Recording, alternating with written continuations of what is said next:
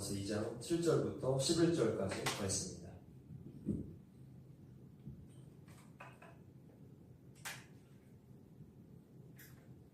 로마서 2장 7절부터 11절까지 제가 읽어드리겠습니다.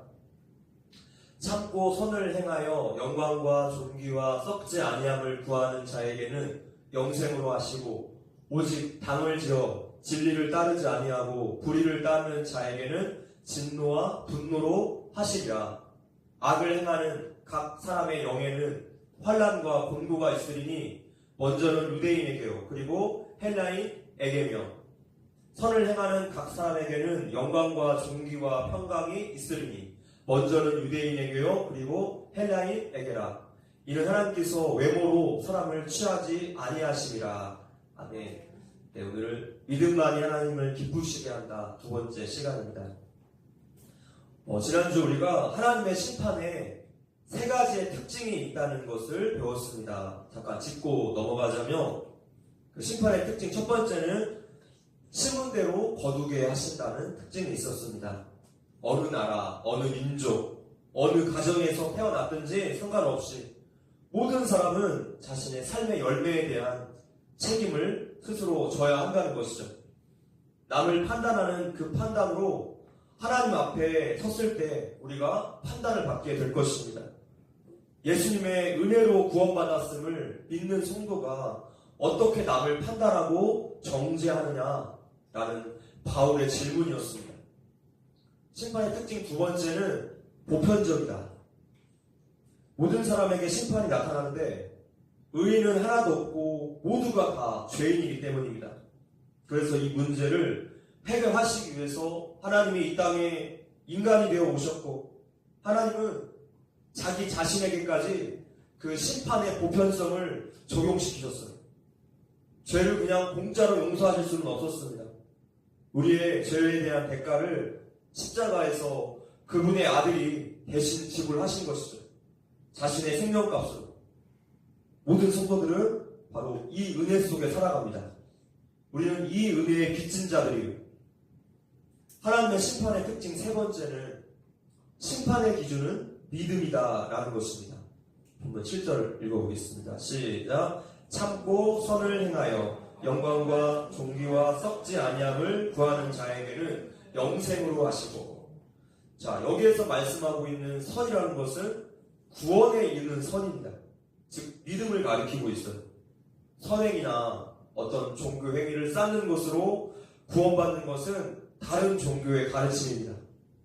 어떤 행위로 하나님 앞에서 의롭다함을 인정받을 사람이 없다고 성경이 분명히 말씀하고 있습니다.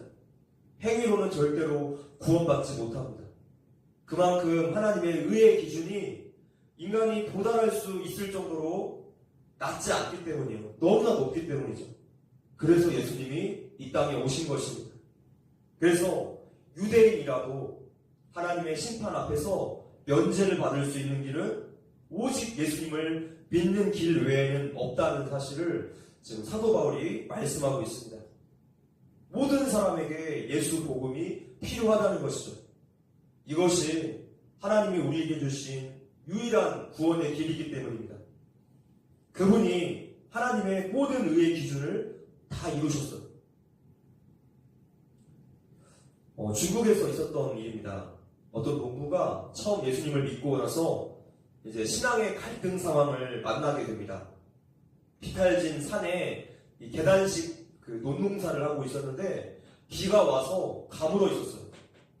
자기 돈이 위에 있고 이웃집에 안 믿는 그 농부의 돈이 아래에 있었습니다.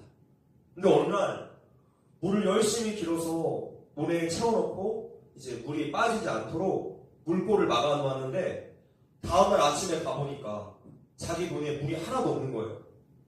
알고 보니까 바로 그 아래에 있는 논 주인이 물꼬를 터서 자기 돈에 있는 물을 다 빼간 거죠. 물을 암만 갖다 부어도 잘 때 물꼬를 터놓으니까 다 아래 돈으로 흘러갔습니다. 이 크리스찬 농부가 얼마나 화가 났을까요? 뜨거운 낮에 나가서 아주 죽도록 그렇게 힘들게 물을 퍼다 날랐는데 이 이웃집 농부는 집에서 펑펑 놀고 있다가 밤에 나와서 물고만 딱 틀면 되니까 얼마나 편했겠어요. 그래서 이 예수 믿는 농부가 어떻게 해야 하나 고민을 하면서 하나님께 기도를 하다가 하나님이 한 가지 지혜를 주셨어요. 그래서 그 다음날 아내 논에 먼저 물을 다 채워주고 나서 자기 논에 물을 채웠답니다. 그랬더니 그 이웃이 그날은 물꼬를 안 트는 거예요. 물이 어차피 차 있으니까. 다음날에 이웃집 농부가 찾아옵니다. 당신은 어쩌면 이렇게 할 수 있었습니까?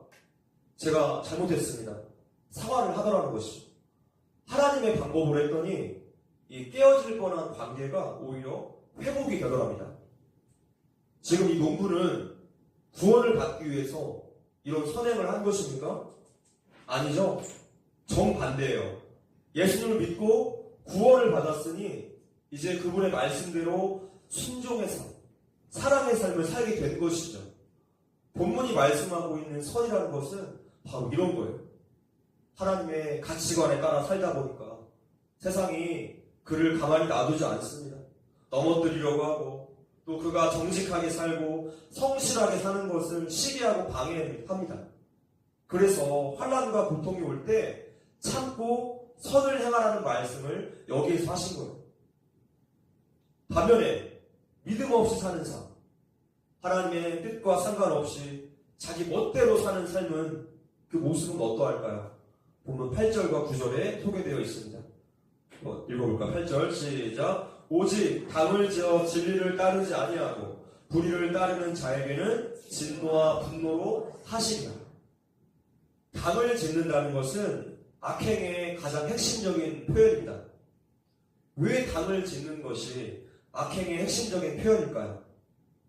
왜 당을 지을까요? 예전에 말씀드린 적이 있어요.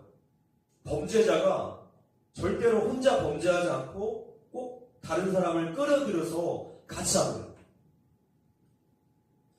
범죄자는 혼자 범죄하지 않고 꼭 누구를 같이 끌어들여서 하는데 죄를 저지를 때 양심의 가책을 조금이라도 덜 받으려고 동료를 확보하는 거예요. 아, 이 사람도 나랑 같이 했는데 뭘. 그렇게 죄에 대해서 합리화를 하게 되는 거죠. 어떤 두 사람이 다퉜는데 둘 다 다른 사람들에게 가서 상대방을 욕해요.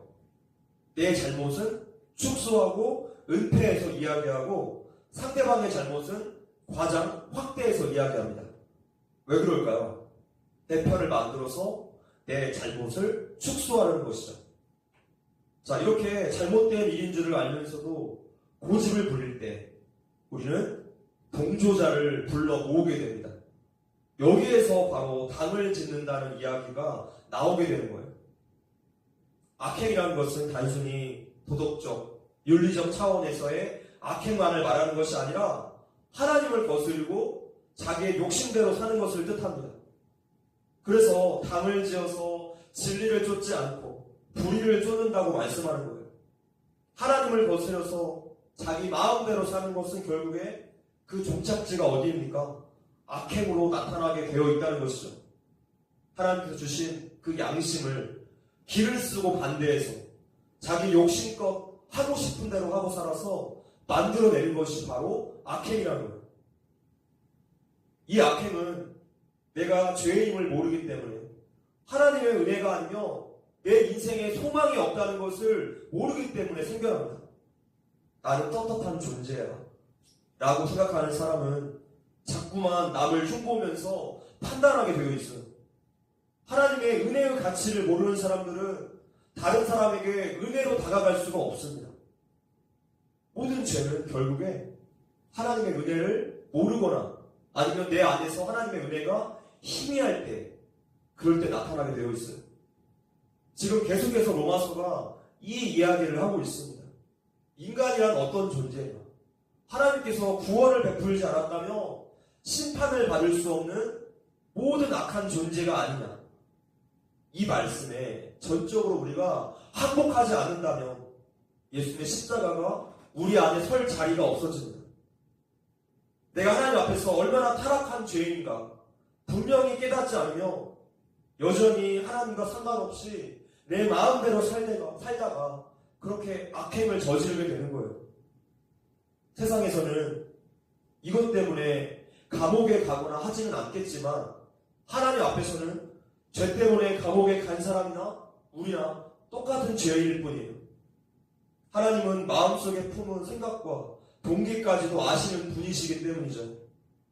거룩하신 하나님은 죄를 절대로 용납하지 않으십니다. 마태복음 18장을 보면 용서할 줄 모르는 종에 대한 비유가 나오죠. 어떤 임금이 자신에게 1만 달란트, 오늘날의 가치로 5조 원을 빚진 자에게 그 빚을 그냥 탕감해 줍니다. 5조 원은 어떤 노력을 해도 갚을 수가 없는 어마어마한 액수입니다. 임금이 지금 이런 어마어마한 돈을 종에게 그냥 탕감해 준 거예요. 그런데 이 은혜를 입은 종이 자신에게 1만 데나리온, 오늘날의 가치로 1,000만 원 빚진 자를 찾아가서 멱살을 잡고 돈 갚으라고 독촉합니다. 그러자 이 사람이 엎드려서 조금만 참아달라고 애원을 하죠. 어림없는 소리 하면서 이 빚진 자를 감옥에 가둡니다. 자, 이 소식을 전해들은 임금이 기가 막히는 거예요. 이 악한 종아, 네가 나에게 빌었기 때문에 너의 모든 빚을 없던 것으로 해주었다. 내가 너에게 자비를 베풀었던 것처럼 너도 너의 동료에게 자비를 베풀어야 하지 않겠느냐? 임금이 분노하면서 이 종을 잡아다가 감옥에 넣으라고 합니다. 5조 원 다 갚을 때까지 감옥에 있으라고 했어요. 그러면서 마지막 35절에 우리에게 이렇게 말씀하시는 거예요. 35절입니다. 자, 시작. 너희가 각각 중심으로 형제를 용서하지 아니하며 내 천부께서도 너희에게 이와 같이 하시리라. 용서할 줄 모르는 종의 모습은 어쩌면 우리도 우리의 모습과 똑같을까요? 성도가 구원이 우리의 완전한 타락, 죽음에서 출발했다는 사실을 가슴 절절히 인정하지 못한다면, 내가 죄인임을 인정하지 못한다면 그 구원의 아름다움은 알 길이 없습니다. 구원의 가치를 모른다면 성도의 인생은 다른 사람들에게 뻔뻔해지기 마련이에요. 이웃에게 함부로 대하고 판단하게 되고 정죄하고 용서하지 못하고 뒷담화하면서 당을 짓습니다. 자신이 입은 은혜의 가치를 모르기 때문이에요. 구원의 가치를 모르기 때문입니다. 이런 자들에게 나타나는 결과는 하나님의 진노하심이라는 거예요. 그 행한 대로 보응하시되. 본문 9절입니다. 시작. 악을 행하는 각 사람의 영에는 환난과 곤고가 있으리니 먼저는 유대인에게 그리고 헬라인에게. 자, 헬라인이라는 표현은 모든 이방인들을 지칭하는 표현이에요. 유대인들 외에 모든 사람들을 통칭하고 있습니다. 자, 유대인들의 이 잘못된 선민 의식을 경고하기 위해서 유대인에게 또한 헬라인에게 라는 구절이 반복되고 있죠. 그러니까 모든 사람이라는 뜻이에요. 선민 의식은 오늘날 우리 성도들에게도 똑같이 나타나고 있어요. 교회에 오래 다닌 사람일수록 이런 생각이 더 강합니다. 나는 교회에 오래 다녔기 때문에 당연히 구원받았어. 자신의 구원에 대해서 확신하죠. 근데 바울은 아니라는 거예요. 유대인이라는 그 소속이, 교회의 교인이라는 성도라는 소속이 구원을 보장해주지 않는다는 것입니다. 여러분, 구원에 대한 확신이 있으십니까? 바울은 그것을 삶의 열매로 증명하라고 말씀하고 있어요. 악을 행하는 각 사람의 영에게 환난과 곤고가 있다는 것은 하나님께서 그 사람 마음의 평안을 다 빼앗아 버리겠다는 뜻입니다. 우리가 평안을 빼앗기면 어떻습니까? 마음이 불안해요. 두렵습니다. 일상생활이 안 됩니다. 잠을 못 자요. 걱정, 근심, 투성이가 되죠. 하나님의 뜻 가운데 있지 않으면 우리에게 평안이라는 것은 결코 없어요. 하나님이 평안의 공급자이시고 원천이시기 때문이죠. 10절입니다. 시작. 선을 행하는 각 사람에게는 영광과 존귀와 평강이 있으리니 먼저는 유대인에게요. 그리고 헬라인에게라. 정반대 상황이죠. 하늘의 참 평안을 성도들에게 주시겠다는 뜻입니다. 그렇기 때문에 하나님을 붙잡는 성도는 믿음의 싸움을 싸우는 동안에 흔들리거나 절망하지 않을 수 있다는 거예요. 하나님이 공급해 주시는 이 평안만 가지고 있으며 어떠한 상황에서도 다 견뎌낼 수 있습니다. 우리 믿음의 선배들이 그 삶을 증명해 주지 않았습니까? 이것이 제가 여러분들을 위해서 기도할 때 항상 하는 기도 내용입니다. 주 안에서 하늘의 평안을 계속해서 공급해 주시라고 기도하고 있어요. 하나님의 이 선물은 이 땅에 사는 동안에 끝나는 것이 아니라 영생까지 이어집니다. 어느 날 5살짜리 사촌 동생이 초등학생 형에게 놀러 왔어요. 사촌 동생이 요즘 영어 학원에 다니면서 영어를 좀 배웠다고 형에게 이런저런 질문을 합니다. 형, 삼각형이 영어로 뭔지 알아? 아니, 잘 모르겠는데 너는 알아? 트라이앵글이야. 아니, 형은 그것도 몰라? 형이 동생에게 한 방 먹었습니다. 화를 내지 않고 감탄사를 연발하면서 이 동생을 칭찬해 주었어요. 이번에 형이 질문합니다. 너 그럼 동그라미가 뭔지 알아? 순간 동생이 당황을 했어요. 잠시 생각을 한 다음에 이렇게 대답합니다. 탬버린인가? 좀 배웠다고 기고만장해주고 또 다른 사람 판단하는 이 동생의 모습 속에서 오늘 저를 봐요. 신앙생활 오래 했다고, 하나님 믿는다고, 나는 올바르고 바른 사람이야, 이 정도 신앙이면 됐어 라고 착각하는 저의 모습을 보고 있어요.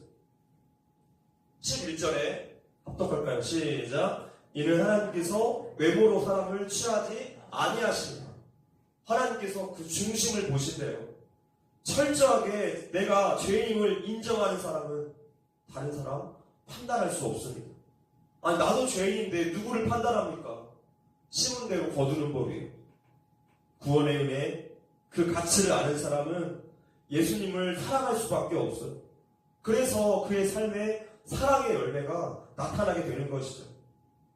성도 여러분, 그동안 우리가 나도 모르게 의지했던 교만한 생각들이 있었다면 이 로마서를 통해서 다 내려놓으시기를 바랍니다. 하나님의 심판은 모두에게 확실하게 나타날 것이고 우리에게 하나님의 심판에 대한 면죄부는 오직 예수님밖에 없어요. 우리는 예수님이 늘 필요해요. 복음이 늘 필요합니다. 예수님을 끊임없이 갈망하고 추구해야 할 것입니다. 그분의 성품을 닮아서 삶의 열매로서 증명해내야 하겠습니다. 우리 성도의 삶에 있어서 이것보다 더 크고 중요한 일은 없어요. 말씀을 맺겠습니다. 헨리 드러몬드의 사랑, 세상에서 가장 위대한 이라는 책에 한 대목이 있습니다. 사랑 있는 곳에 하나님이 계십니다. 사랑 안에 있는 사람은 하나님 안에 있습니다. 하나님은 사랑이십니다. 그러므로 사랑하십시오. 오직 예수님을 향한 믿음만이 하나님을 기쁘시게 한다는 것을 기억하시고 주 안에서 이렇게 사랑의 열매가 나타나는 우리의 한 주, 또 일평생이 되시기를 주님의 이름으로 기도합니다. 네, 이 시간 주 은혜임을 함께 찬양하겠습니다.